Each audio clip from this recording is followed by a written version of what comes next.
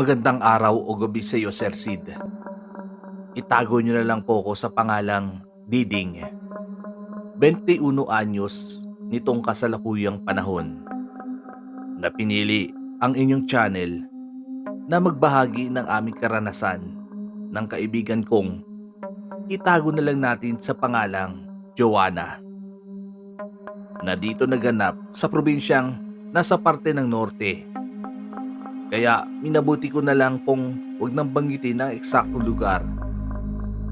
Nangyari po ito taong 2004 dahil nag-umpisa ng magaklas ang mga kabarangay ko na tanging pagsasaka lang ang ikinabubuhay sa isang plantasyon na kanilang pinagtatrabahuan.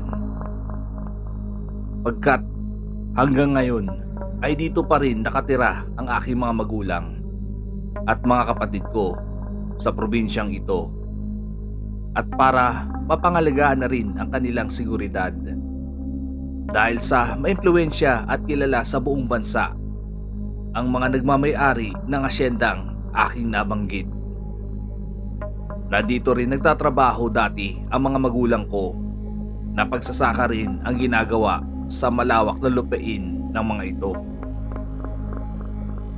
Kaya sa edad ko na 14 anyos ay ako ang nakatokang mag-alaga sa dalawang kapatid sa tuwing wala akong pasok sa eskwela, at ang nanay ko naman ay sasama kay tatay upang magsaka sa asyendang iyon, na isang malaking plantasyon ng isang pangunahing produkto na mataas ang pangangailangan nito sa merkado. Pasensya na po, Sir Sid, at hindi ko na sasabihin kung anong produkto ito. Gawa ng mga taon na yun ay mainit na ang usapin tungkol sa isyu ng pamamahagi ng lupain, na humantong pa sa malagim na patayan at marami ang sugatan. Gawa ng mga nagsipag-aklas na magsasaka sa labas ng plantasyon, na dito ay nakiisa din ang mga magulang ko. Ganoon na rin ang tatay ng kaibigan ko, na itago na lang natin sa pangalang Joanna. Nakalapit bahay ko lang at magkaparehas ang aming edad. 6 na buwan lang ang tanda nito sa akin. Kasagsaga ng katanghalian tapat nang puntahan ako ni Joanna sa dahilang gustong magpasama nito sa plantasyon, pagkat inutusan nito ng kanyang nanay na itago na lang natin sa pangalang Caridad, na alamin kung ano na ang nangyayari sa plantasyon, kung may kaguluhan na bang nagaganap. Pagkat may nakarating na balita kay Aling Caridad na may mga dumating na armadong kalalakihan sa plantasyon upang patigilin ang mga nag-aaklas na magsasaka. Sa naikwentong iyon ni Joanna ay agad din nagkaroon ako ng pag-alala sa mga magulang ko dahil nandoon din sila. Gusto ko sanang samahan siya, ngunit di ko maiwan ang dalawa kong kapatid, na agad niyang sinestyon na ibilin ko muna sa nanay niya. Tutal, wala naman itong gaanong gagawin at may makasama na rin sa bahay habang wala kami. Kaya ganoon nga ang nangyari. Para madaling mapuntahan ang plantasyon, pinili naming daanan ang malawak na bukirin. Sa dulo nito ay may mataas na konkretong tulay ang aming akyatin. Sa bandang gilid nito, bagay namang hindi kami nahirapan, sapagkat may mga batong matatapakan upang di maiwasang madulas pababa. Pagkarating sa taas ay dito na makikita ang pinakakalsada. Nasa tansya ko ay mahigit 1 oras ang lakaran makarating lamang sa plantasyon. Kaya lakad at takbo na ang ginagawa namin dahil sa sobrang pag-aalala. Nararamdaman namin ni Joanna hindi na inaalintana ang matinding sikat ng araw, kaya walang tigil ang pagtagaktak ng aming mga pawis. At lalong tumindi ang kabog ng mga dibdib namin Dahil habang papalapit kami kung nasaan ang mga magsasakang nagtitipon upang magaklas. Nahangad lang, Sir Sid, ay ito pa rin sana ang pangako ng gobyerno na maipamahagi sa kanila sana ang ibang bahagi ng lupain sa asyenda. Ngunit hanggang ngayon ay hindi ito maisakatuparan. Kaya nang makakarating doon ay wala nang sinayang na oras. Agad kaming naghanap kung nasaan ang mga magulang ko at ng tatay ni Joanna na itago na lang natin sa pangalang Tatay Pedro. Habang tumatagal, lalong ramdam ang tensyon sa lugar. Gawa ng pilit tinataboy ng mga armadong kalalakihan ang mga nag-aaklas na magsasaka at kapit-bisig silang naninindigan sa kanilang pinaglalaban hanggang sa napilitan silang paputukan ng mga armadong kalalakihan. Ang kanilang mga sigawan ay biglang napahinto at sila'y nagkanya-kanya ng magtakbuhan. Minuto lang ang lumipas. Marami na sa kasamahan nila ang namatay at nasugatan at nagkalat ang mga labi nito sa kalsada.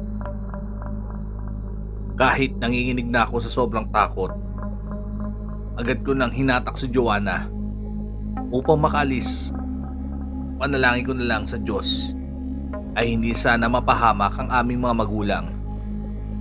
Kaya habang tumatakbo kami sa kakahuyan, pabalik sa bahay ay walang tigil ang pagpatak ng mga luha namin ni Joanna. Dumagdag pa sa aming takot ang mga naririnig naming mga panaghoy at pagpalahaw. Marahil galing iyon sa mga kaanak ng mga nasawing magsasaka. Habang patuloy kami sa pagtakbo ni Joanna sa kakahuyan, may natanaw kami na isang figura sa bandang unahan.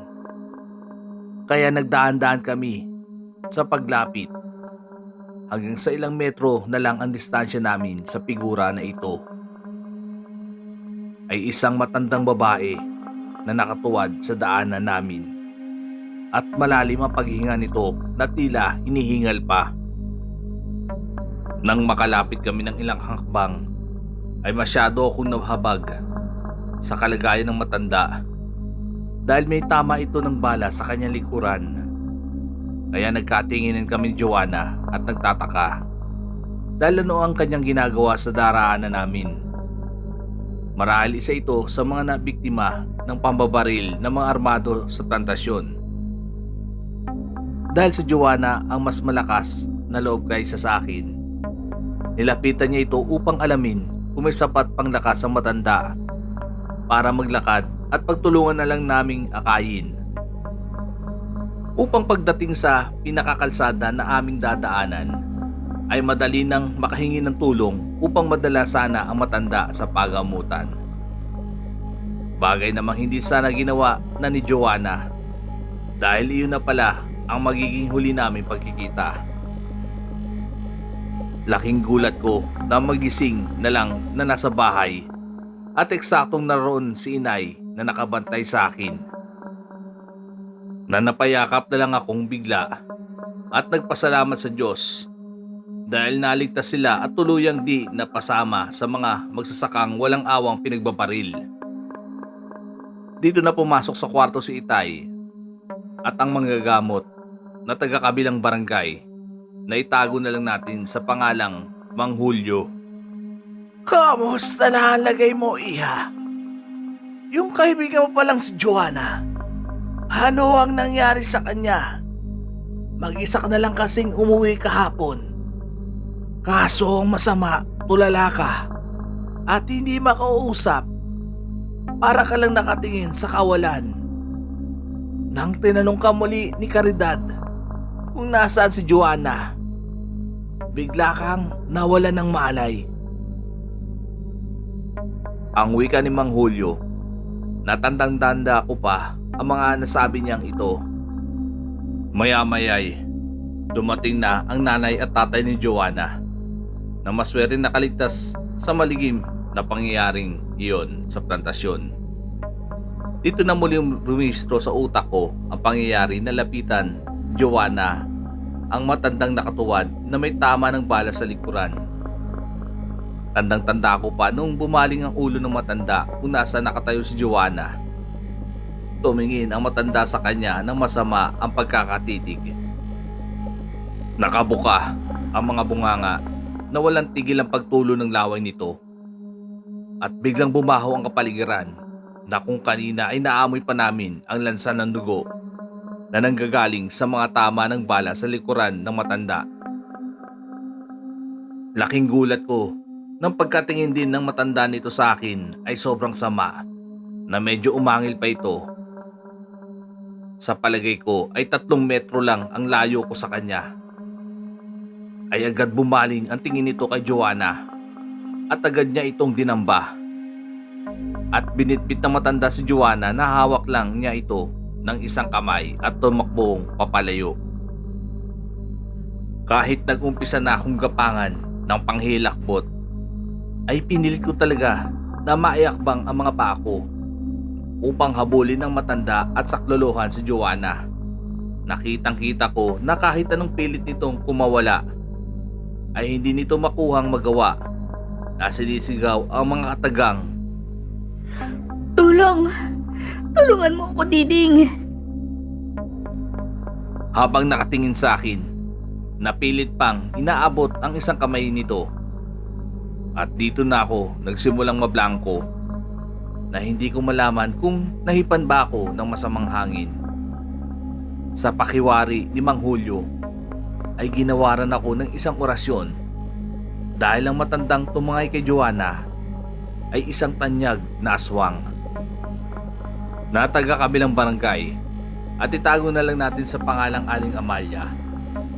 At isa sa mga tinamaan ng bala, nakwento ito ng ibang nakasaksi pagkat akmang babarlin na sana ang kanyang anak na lalaki ay hinarang nito ang katawan upang hindi tamaan ng bala, kaya siya ang tinamaan. Na agad bumulagta si Aling Amalia sa kalsada habang anak niya ay wala nang nagawa kundi ang magtatakbo na kasama ng ibang nagsipagaklas na magsasaka. Ang wala lang nakapansin kung paano ito nakapunta agad sa daraanan namin. Dahil sa mga naisalaysay ko sa manggagamot at dito na nag-iiyak ang nanay ni Joanna. Dahil sa nasabi kong nagmadali nang umalis ang manggagamot kasama ang tatay ni Joanna upang magtungo sa bahay ng tanyag na aswang. Nagbabaka sakali sila na baka nandoon pa at maabutan pa nila kung buhay pa itong kaibigan ko. Ngunit wala na silang nasumpungan na tao sa bahay ni Aling Amalia. Nagawa lang sa tipikal na kubo at dito nila napag-alaman sa mga kalapit-bahay na nag-alsabalutan na rin ang anak nitong lalaki. Marahil natakot sa naranasang patayan na naganap sa plantasyon. Kaya napahagulgol ng iyak itong tatay ni Joanna. At sa sobrang galit ay plano sanang sunugin ito yung bahay ni Aling Amalia. Bagay namang pinigilan ni Mang Julio dahil wala namang mangyayari kung gagawin pa niya ito at baka maharap pa siya sa asunto.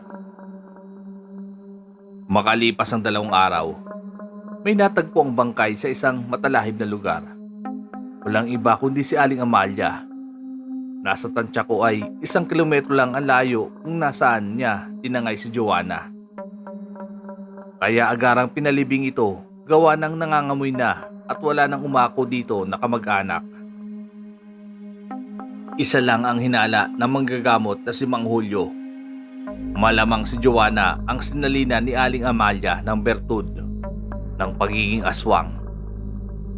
Kaya niya nagawa iyon upang matapos na ang kanyang paghihirap dahil sa pagkakabaril sa kanya. Kaya ganun na lang ang panlulumo ni Aling Caridad at ng asawa nito na sa murang edad ay magiging aswang ang kanilang kaisa-isang anak. Makalipas ang 1 linggo ay bigla na ding lumipat ang mga ito ng tirahan. Na hinala namin ay nakauwi na si Joanna. Minabuti siguro nila ito upang makaiwas na ring mapag-usapan sila at pangilagan ng mga taga rito sa amin. Ngayon, Sir Sid, ay nagkapamilya na ako at maraming salamat sa pagbibigay buhay dito sa kwento ko. At sa awa ng Diyos rin, makalipas ang ilang taon sa tulong ng programang agraryo ng gobyerno, ay naipamahagi na ang lupang ipinaglaban ng aking mga magulang. 10 ng kanyang mga kasamahang magsasaka. Na dito rin pala mauwi at kung bakit pa kailangan may mga magbuwis ng buhay at mawala ang kaibigan kong si Joanna. Hanggang dito na lang, Sir Sid, at salamat sa inyo sa pagbibigay buhay sa kwento ko. At pasensya sa mga nakapakinig kung hindi gaanong nakakatakot itong ibinahagi ko. At lagi na lang po tayong mag-iingat. Lalo na sa mga taong di pa nating gaanong lubos nakakilala o makakahalubilo saan man tayo naroroon.